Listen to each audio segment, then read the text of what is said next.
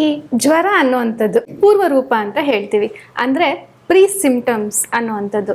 ಸಾಮಾನ್ಯವಾಗಿ ಜ್ವರ ಬರುತ್ತೆ ಅಂದಾಗ 2-3 ದಿನಕ್ಕೆ ಮುಂಚೆನೆ ಕಣ್ಣು ಉರಿಯುವಂಥದ್ದು, ಇಲ್ಲ ಸತತವಾಗಿ ಆಕಳಿಕೆ ಬರ್ತಾ ಹೋಗುವಂಥದ್ದು, ನೀರು ಕುಡಿದ್ರೂ ಕಡಿಮೆ ಆಗಲ್ಲ, ಮಲಗಿದ್ರೂ ಕಡಿಮೆ ಆಗಲ್ಲ, ಆಕಳಿಕೆ ಜಾಸ್ತಿ ಬರುವಂಥದ್ದು, ಮೈಕೈ ಎಲ್ಲ ನೋವು, ಸುಸ್ತು, ಏನು ಕೆಲಸ ಮಾಡಿಲ್ಲ ಕೂತೇ ಇದ್ದೀವಿ ಆದರೂ ಸುಸ್ತು, ಎಷ್ಟು ಮಲಗಿದ್ರೂ ಸಾಲದು, ನಿದ್ರೆ ಸಾಕಾಗ್ತಾನೆ ಇಲ್ಲ ಅನ್ನೋವಂಥದ್ದು, ಮೆಂಟಲ್ ಎಕ್ಸಾಷನ್ ಅಂತ ಅಂತೀವಿ. ಅಂದರೆ ಸಣ್ಣ ಪುಟ್ಟದ್ದು ಯಾರನ್ನ ಹೇಳಿದ್ರು ತಡೆಯೋಕ್ಕಾಗಲ್ಲ, ಬೇಗ ಸಿಟ್ಟು ಬರುವಂಥದ್ದು, ಈ ರೀತಿ ಆಗುವಂತಹ ಒಂದು ಪ್ರೀ ಸಿಂಪ್ಟಮ್ಸ್ ಅಂತ ಹೇಳ್ತೀವಿ. ಈ ರೀತಿ ಕಾಣಿಸ್ಕೊತಾ ಹೋಗುತ್ತೆ.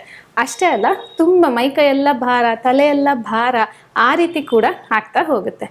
ಈ ರೀತಿ ಕಾಣಿಸ್ಕೊಂಡಾಗ್ಲೇ ನಮ್ಮ ನಾಲ್ಗೆನ ನಾವು ಪರೀಕ್ಷೆ ಮಾಡಿಕೊಂಡ್ರೆ ಅದೇನಾದರೂ ಬೆಳ್ಳಗಿದೆ ಅನ್ನೋದಾದರೆ, ಈ ಸಿಂಪ್ಟಮ್ಸ್ ಜೊತೆಗೆ ಅದು ಇದ್ದರೆ ನಮಗೆ ಜ್ವರ ಬರೋದು ಖಂಡಿತ ಅಂಥ ಸಮಯದಲ್ಲಿ ಈಗ ನಾವು ಈ ಸಂಚಿಕೆಗಳಲ್ಲಿ ತೋರಿಸುವಂಥ ಆಹಾರನ ತಗೋತಾ ಹೋದರೆ ಅದನ್ನು ನಾವು ಜ್ವರಕ್ಕೆ ಹೋಗ್ದಲೇ ಅದನ್ನು ನಾವು ಅಲ್ಲೇ ಸರಿ ಮಾಡ್ತಾ ಬರ್ಬೋದು. ಇವತ್ತಿನ ಸಂಚಿಕೆಯಲ್ಲಿ ನಿಮಗೆ 3 ಥರದ ರೆಸಿಪಿಗಳನ್ನು ತೋರಿಸ್ತೀವಿ. ಜ್ವರ ಬಂದಾಗ ಯಾವ ರೀತಿ ಮಾಡ್ಬೋದು ಅಂತ ಇಲ್ಲಿ ತೋರಿಸುವಂಥದ್ದು ನಿಮಗೆ ಯಾವುದೇ ರೀತಿಯಾದಂಥ ಜ್ವರ ಬಂದರೂ ಕೂಡ ನೀವು ಉಪಯೋಗಿಸುವಂಥದ್ದು, ಯಾಕಂದರೆ ನಿಮಗೆ ಸುಲಭ ಆಗಲಿ ಅನ್ನೋ ಒಂದು ಕಾರಣಕ್ಕೋಸ್ಕರ. ಅದರಲ್ಲಿ ಮೊದಲನೇದಾಗಿ ಇವಾಗ ನಾವು ನಿಮಗೆ ಮಾಡ್ತಾ ಇರೋದು ಹೆಸರು ಕಾಳಿನ ರಸಂ. ಇದನ್ನು ಹೇಗೆ ಮಾಡೋದು ನೋಡೋಣ ಬನ್ನಿ. ಹೆಸರು ಕಾಳು ರಸಂ, ಇದಕ್ಕೆ ಬೇಕಾಗಿರುವ ಸಾಮಗ್ರಿಗಳು: ನೆನೆಸಿದ ಹೆಸರು ಕಾಳು, ಹಿಪ್ಪಲಿ ಚೂರ್ಣ, ಧನಿಯಾ ಪುಡಿ, ಜೀರಿಗೆ, ಸಾಸಿವೆ, ಸೈಂಧವ ಉಪ್ಪು, ಕೋಕಂ ಹುಳಿ, ತೆಂಗಿನ ಎಣ್ಣೆ. ಈ ಹೆಸರು ಕಾಳು ರಸಂ ಇದರಲ್ಲಿ ಮೇನ್ ಆಗಿ ಬೇಕಾಗಿರುವಂಥದ್ದು ಹೆಸರು ಕಾಳು. ಈ ಹೆಸರು ಕಾಳು ಅನ್ನುವಂಥದ್ದು ಹಿಂದಿನ ಸಂಚಿಕೆಯಲ್ಲಿ ಕೂಡ ಹೆಸರು ಬೇಳೆ ಬಗ್ಗೆ ಡಾಕ್ಟರ್ ರೇಖಾ ಅವರು ತಿಳಿಸ್ಕೊಟ್ರು. ಇದು ಮಧುರ ರಸ, ಸ್ವೀಟ್ ಇನ್ ನೇಚರ್ ಆದರೂ ಕೂಡ ಒಳಗಡೆ ಹೋದ್ಮೇಲೆ ತುಂಬ ಈಸಿಯಾಗಿ ಡೈಜೆಷನ್ ಆಗುತ್ತೆ. ಅಷ್ಟೇ ಅಲ್ಲ, ಇದು ತುಂಬ ಈಸಿಲಿ ಸಾಲ್ಯುಬಲ್ ಪ್ರೋಟೀನ್ ಕೂಡ. ಹಾಗಾಗಿ ಜ್ವರ ಚಿಕಿತ್ಸೆನಲ್ಲೂ ತುಂಬ ಉಪಯೋಗ ಆಗ್ತಾ ಹೋಗುತ್ತೆ. ಈ ನೆನೆಸಿರುವಂಥದ್ದು ಒಂದು 4 ಗಂಟೆ ಟೈಮ್ ನೆನೆಸಿ ಆ ನೀರನ್ನು ತೆಗೆದಿರುವಂಥ ಈ ಹೆಸರು ಕಾಳನ್ನು ಈಗ ಬೇರೆ ನೀರಲ್ಲಿ ನಾನು ಬೇಯಕ್ಕೆ ಇಡ್ತೀನಿ. ಈ ಹೆಸರು ಕಾಳನ್ನು ನಾವು ಹಾಗೆ ಅಂದರೆ ನೆನೆಸಿದ್ದು ನಾವು ಓಪನ್ ಆಗಿ ಬೇಯಿಸಿದ್ರೆ ನಮಗೆ ಕುಕ್ಕರ್ ಅಷ್ಟೇ ಸಮಯ ಇದರಲ್ಲೂ ಹಿಡಿಯುತ್ತೆ. ನೀವು ನೆನೆಸ್ತಲೇ ಇದ್ದಾಗ ಆವಾಗ ಬೇಯೋದಷ್ಟೇ ನಿಮಗೆ ಅದು ನಿಧಾನ ಆಗ್ತಾ ಹೋಗುತ್ತೆ. ಈ ರೀತಿಯಾಗಿ ಅಂದರೆ ಓಪನ್ ವೆಸಲಲ್ಲಿ ನೀವು ನೆನೆಸಿರೋದನ್ನು ಬೇಯಿಸಿದ್ರು ಕೂಡ ಒಂದು 15 ನಿಮಿಷ ಅಷ್ಟರಲ್ಲಿ ನಿಮಗೆ ಹೆಸರು ಕಾಳು ಬೆಂದಿರುತ್ತೆ.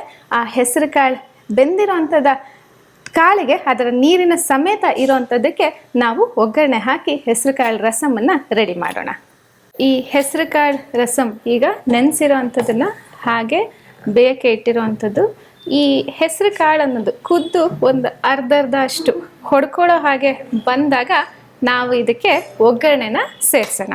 ಈಗಾಗಲೇ ಹಿಂದಿನ ಸಂಚಿಕೆನಲ್ಲೂ ಹೇಳ್ತಿದ್ದೀವಿ, ಈ ಡೈಜೆಷನ್ ಅನ್ನುವಂಥದ್ದು ಜ್ವರದಲ್ಲಿ ತುಂಬಾ ಕಡಿಮೆ ಇರುತ್ತೆ. ಹಾಗಾಗಿ ಹೆವಿ ಇರೋವಂಥದ್ದನ್ನ ಕಡಿಮೆ ತಗೋಬೇಕು. ಹಾಗಾಗಿ ಒಗ್ಗರಣೆ ಕೂಡ ತುಂಬ ಜಾಸ್ತಿ ಹಾಕಲ್ಲ.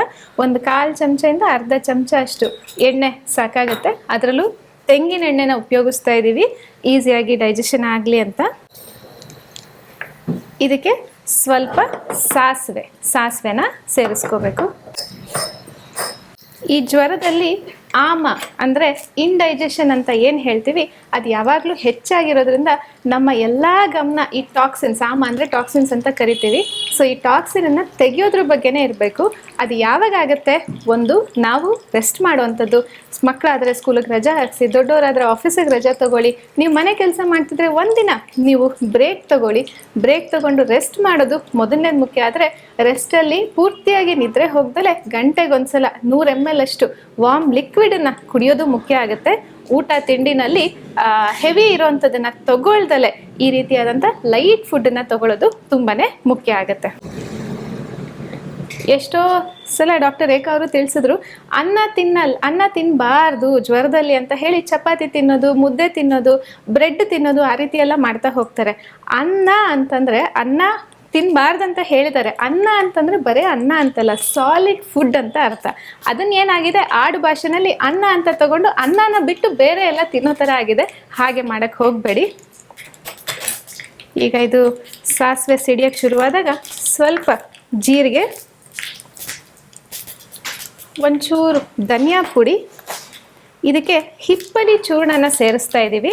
ಕಾರಣ ಅಂದರೆ ಈ ಹಿಪ್ಪಲಿ ಚೂರ್ಣ ಜ್ವರನ ಕಡಿಮೆ ಮಾಡೋಕ್ಕೆ ಸಹಾಯ ಮಾಡುತ್ತೆ ಅಂತ. ಮತ್ತು ಸ್ವಲ್ಪ ಉಪ್ಪು. ಇದಿಷ್ಟು ಒಗ್ಗರಣೆನ ಈಗ ಕುದಿತಾ ಇರುವಂತಹ ಈ ಹೆಸರು ಕಾಳಿಗೆ ನಾವು ಸೇರಿಸೋಣ. ಆ ಹೆಸರು ಕಾಳು ನೀರಿಗೆ ಸೇರಿಸೋಣ. ಉಪ್ಪು ಸೇರಿಸ್ತೀನಿ, ಯಾಕಂದರೆ ಒಗ್ಗರಣೆಗೆ ಒಂದು ಸ್ವಲ್ಪ ಉಪ್ಪಷ್ಟೇ ಒಗ್ಗರಣೆಗೆ ಹಾಕಿತ್ತು. ಇಲ್ಲಿ ರುಚಿಗೆ ತಕ್ಕಷ್ಟು ಉಪ್ಪನ್ನು ಹಾಕಿ ಜೊತೆಗೆ ಕೋಕಂ ಹುಳಿನಲ್ಲಿ ಹುಣಸೆ ಹುಳಿಗಿಂತ ಜ್ವರ ಇದ್ದಾಗ ಕೋಕಂ ಹುಳಿ ತುಂಬಾ ಸಹಾಯ ಮಾಡುತ್ತೆ ಜ್ವರನ ನಿವಾರಣೆ ಮಾಡೋದಕ್ಕೋಸ್ಕರ. ಈ ಕೋಕಂ ಹುಳಿನ ಸೇರಿಸಿ ಒಂದು ಕುದಿ ಬರೆಸಿ ಇದನ್ನು ಆಫ್ ಮಾಡ್ಕೋಬೋದು.